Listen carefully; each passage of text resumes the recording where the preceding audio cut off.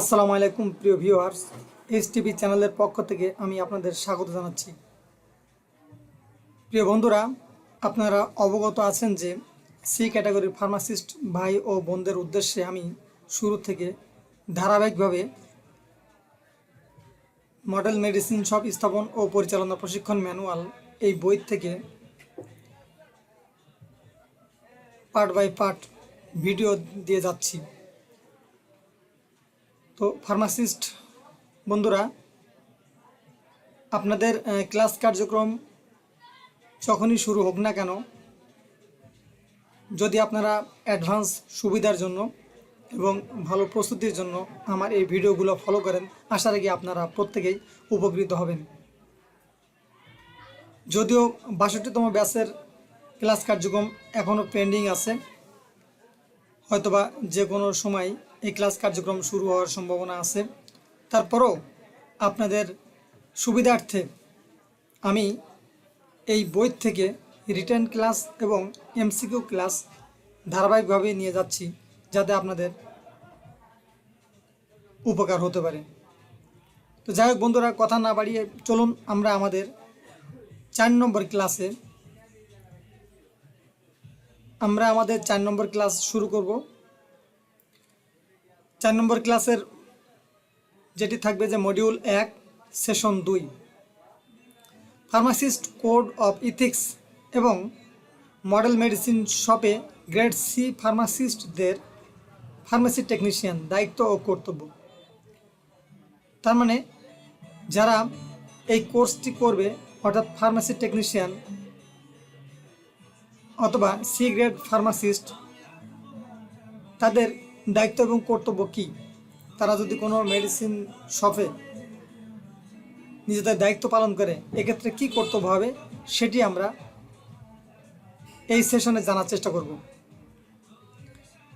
এপিএইচএ নীতিমালা ১৯৯৪, ফার্মাসিস্টদের জন্য code of ethics, American pharmacist association, American pharmaceutical অ্যাসোসিয়েশনের সদস্য পদের মাধ্যমে অক্টোবর ২৭, ১৯৯৪ তারিখে ফার্মাসিস্টের জন্য কোড অফ ইথিক্স গ্রহণ করা হয়।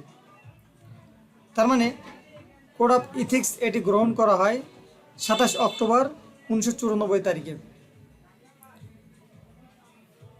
২৭ অক্টোবর ১৯৯৪ সালের এই সময় এই কোড অফ ইথিক্স এটি গ্রহণ করা হয় এবং এটি হলো যে এপিএইচএ অর্থাৎ আমেরিকান ফার্মাসিস্ট অ্যাসোসিয়েশন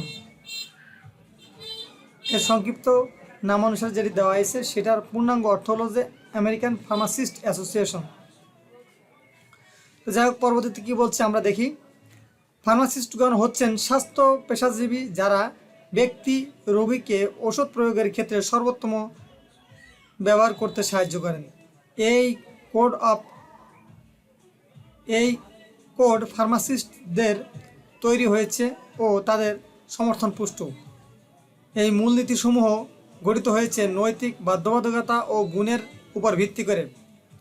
ফার্মাসিস্টদের রোগী, স্বাস্থ্য পেশাজীবী ও সমাজের সাথে সম্পর্কের ক্ষেত্রে পথ দেখাবে।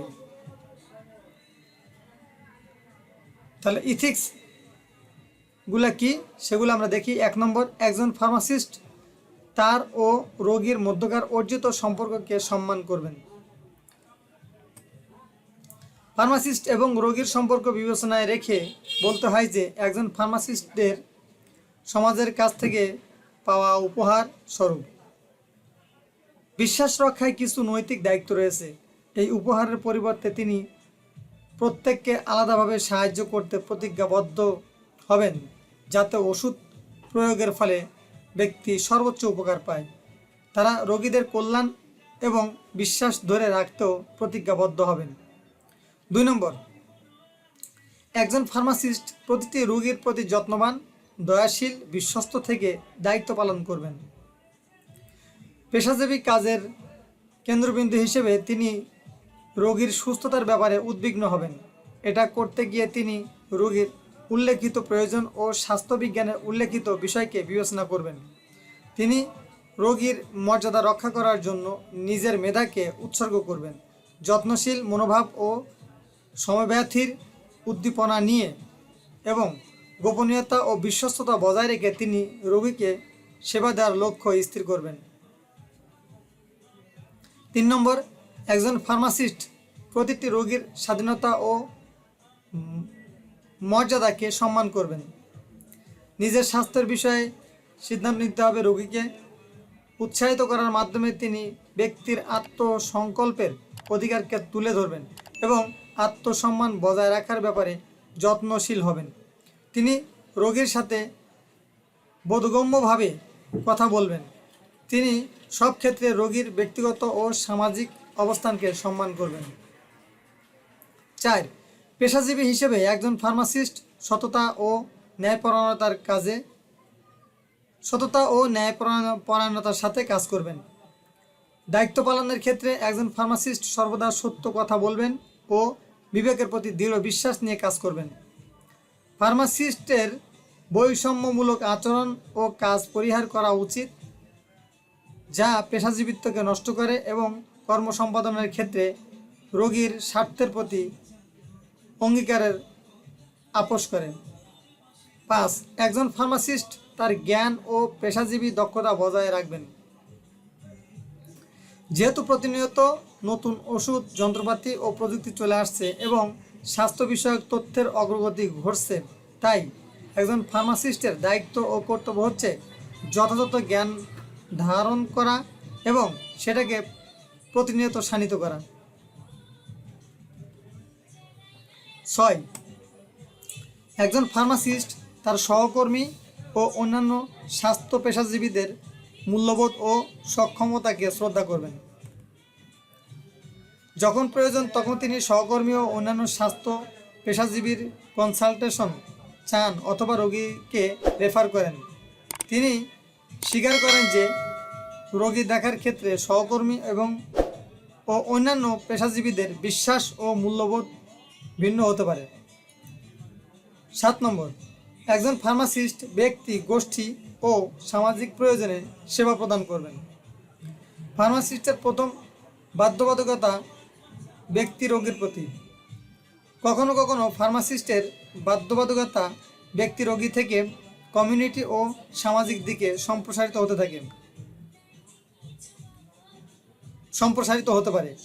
এরকম অবস্থায় ফার্মাসিস্ট বাধ্যবাধকতার অনুগামী কর্তব্যসমূহ শনাক্ত করবেন এবং সে অনুযায়ী কাজ করবেন। 8, একজন ফার্মাসিস্ট স্বাস্থ্যসেবার সাথে সম্পর্কিত পণ্য, উপকরণ, সম্পদ বণ্টনের ক্ষেত্রে ন্যায় বিচার করবেন। ক, যখন চিকিৎসা স্বাস্থ্য বিষয়ক উপাদান সরবরাহ বণ্টন করা হয় তখন একজন ফার্মাসিস্ট নিরপেক্ষ ও ন্যায়সঙ্গতভাবে রোগী ও সমাজের প্রয়োজনীয়তার ভারসাম্য বজায় রাখেন। গ্রেড সি ফার্মাসিস্টদের ফার্মেসি টেকনিশিয়ান দায়িত্ব ও কর্তব্য। তার মানে এই যে যারা সি গ্রেড বা সি ক্যাটাগরি ফার্মাসিস্ট কোর্স করার পরে ওনারা যখন পাশ করার পরে ওনাদের দায়িত্ব এবং কর্তব্য কী? 1, সরকার অনুমোদিত স্ট্যান্ডার্ড অনুযায়ী মডেল মেডিসিন শপ পরিচালনা করা। 2, গুড ডিসপেন্সিং প্র্যাকটিস জিডিপি অনুসরণ করে মডেল মেডিসিন শপে ওষুধ বিক্রয় করা। 3, মডেল মেডিসিন শপে ওষুধ ডিসপেন্সিংয়ের সময় কাউন্সেলিং করা। 4, মডেল মেডিসিন শপে ওষুধের মজুত ব্যবস্থাপনা করা। 5, ক্রেতাকে ওষুধ দেওয়ার সময় নিয়ম মেনে লেবেলিং করা। 6, ওষুধ প্রশাসনের ফার্মাকোভিজিলেন্স কার্যক্রমে সক্রিয় অংশগ্রহণ করা। 7, ওষুধ প্রশাসনের নোটিশে প্রদত্ত নির্দেশনা মেনে চলা এবং তা সংরক্ষণ করা। 8, ওষুধ প্রশাসন কোনো ওষুধ নিষিদ্ধ করলে তা বিক্রি না করা। 9, ওষুধ প্রশাসনের নির্দেশনা অনুযায়ী মেয়াদোত্তীর্ণ ওষুধের ব্যবস্থাপনা করা। 10, অনুমোদিত নকল, ভেজাল এবং নিম্নমানের ওষুধ সংরক্ষণ ও বিক্রয় না করা। 11, মডেল ফার্মেসিতে এ গ্রেড ফার্মাসিস্ট এর সহকারী হিসেবে কাজ করা।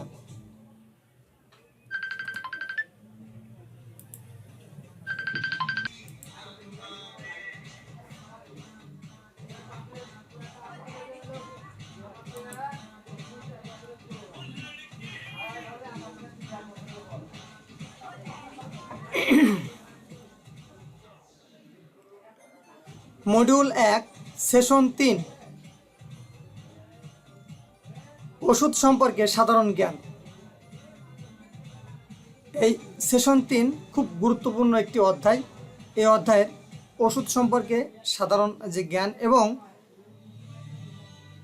পৃথিবীতে কোন কোন বিজ্ঞানী কি ওষুধ আবিষ্কার করেছেন সেটি নিয়েই কিন্তু বিস্তারিত আলোচনা থাকবে এই অধ্যায়ে। খুব গুরুত্বপূর্ণ অধ্যায়।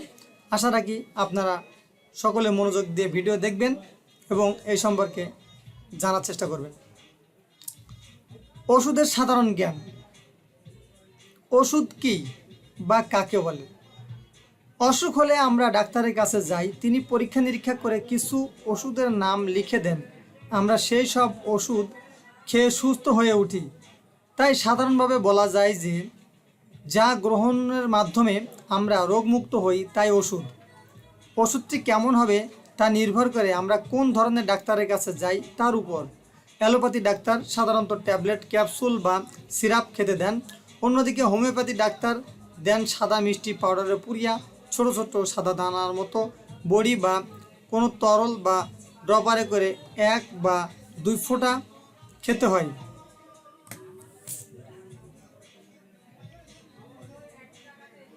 আবার কবিরাজ দেন বিদঘুটে স্বাদের লতাপাতার পাচন।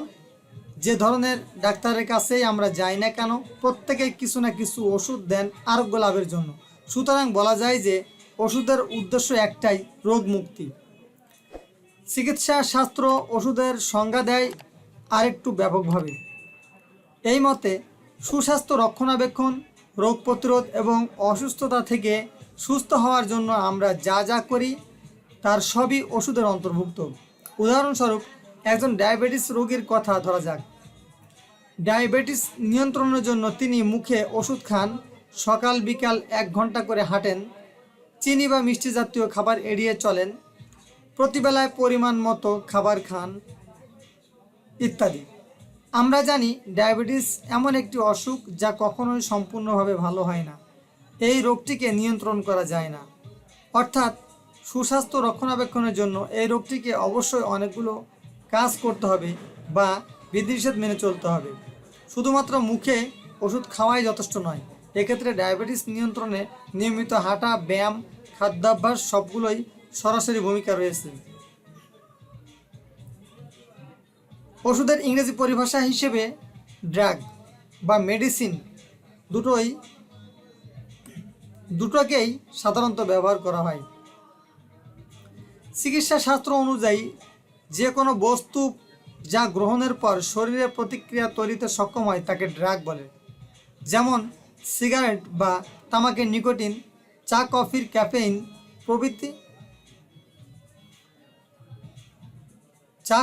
ক্যাফেইন প্রভৃতি। সাধারণত ড্রাগ ব্যাপক অর্থে ব্যবহৃত হয়। ড্রাগ রোগ মুক্তি, রোগ প্রতিরোধ, রোগ শনাক্তকরণ, এমনকি নেশাদ্রব্য হিসেবেও ব্যবহৃত হয়। অন্যদিকে যেসব ড্রাগ শুধুমাত্র রোগ মুক্তি ও রোগ প্রতিরোধে ব্যবহৃত হয় তাদেরকে মেডিসিন বলে। যেমন অ্যান্টিবায়োটিক। একজন দক্ষ ওষুধ বিজ্ঞানী তার জ্ঞান ও কর্মদক্ষতাকে কাজে লাগিয়ে ড্রাগকে ওষুধে পরিণত করেন।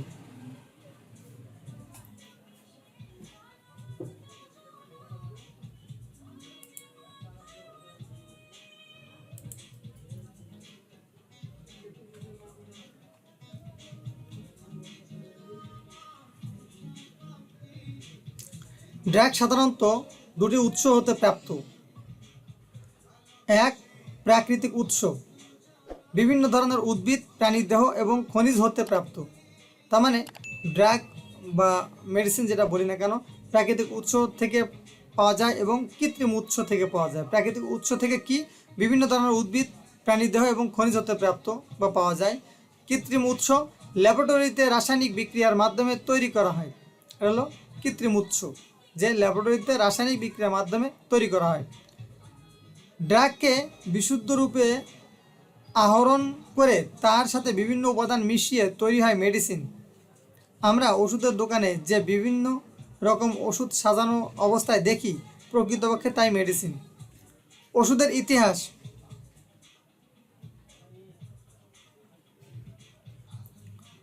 প্রাচীনকালে মানুষ রোগ মুক্তির জন্য যেসব ওষুধ ব্যবহার করত তার অধিকাংশ ছিল ভেষজ। ভেষজ ওষুধের ইতিহাস মানব সভ্যতার মতোই পুরনো। বিভিন্ন প্রাচীন নথিপত্রে প্রমাণ পাওয়া যায় যে খ্রিস্টজন্মের বহু আগে থেকেই চীন, ভারত, মিশর, গ্রিস ইত্যাদি সভ্যতায় গাছগাছড়া, লতাপাতা থেকে তৈরি ওষুধ ব্যবহার করা হতো। এভারাস প্যাপিরাস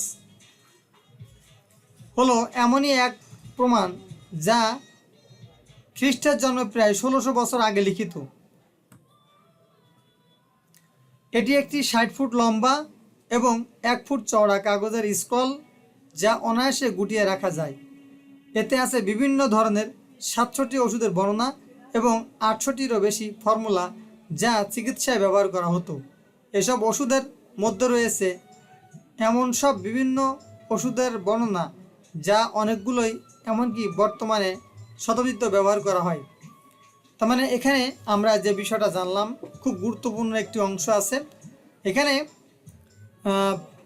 এভারাস প্যাপিরাস নাম করে, যে এভারাস প্যাপিরাস হলো এমন এক প্রমাণ যা খ্রিস্টের জন্ম প্রায় 1600 বছর আগে লিখিত। তাহলে এভারাস প্যাপিরাস নামক একটি বইতে অর্থাৎ স্ক্রল করা লম্বা একটি খণ্ডে 1600 বছর আগে বিভিন্ন মেডিসিনের নাম লিখিত আছে এবং বিভিন্ন ফর্মুলা ছিল। তার ভিতরে এটি একটি 60 ফুট লম্বা। তার মানে এভারাস প্যাপিরাস, যদি প্রশ্ন আসে যে এভারাস প্যাপিরাস কত ফুট লম্বা, তারপর 60 ফুট লম্বা এবং 1 ফুট চওড়া। তো এটা মূলত এর মধ্যে আবার বিভিন্ন ধরনের ওষুধ আছে, 700টি ওষুধের বর্ণনা আছে এবং 800টি ফর্মুলা চিকিৎসায় ব্যবহৃত হতো। বিভিন্ন ফর্মুলা, কোন ফর্মুলা কোনটা দিলে কোন মেডিসিন তৈরি। প্রিয় বন্ধুরা, আজকে আমরা আমাদের রিটেন সাইডের এই পর্যন্ত আলোচনা শেষ করলাম। ইনশাল্লাহ যতটুকু আলোচনা শেষ করেছি আমরা রিটেন সাইডের ঠিক ততটুকুর ভিতর থেকে নিয়েই আমরা আবার এমসিকিউ পার্টের আলাদা আরেকটি ভিডিও দিব। তো আপনারা সকলেই সুস্থ থাকুন, ভালো থাকুন। মহান আল্লাহ তাআলা আপনাদের সকলকে হেফাজত করুন এই প্রত্যাশায় আজকের মতো বিদায় নিচ্ছি। দেখা হবে পরবর্তী নতুন কোনো ভিডিওতে। আল্লাহ হাফেজ।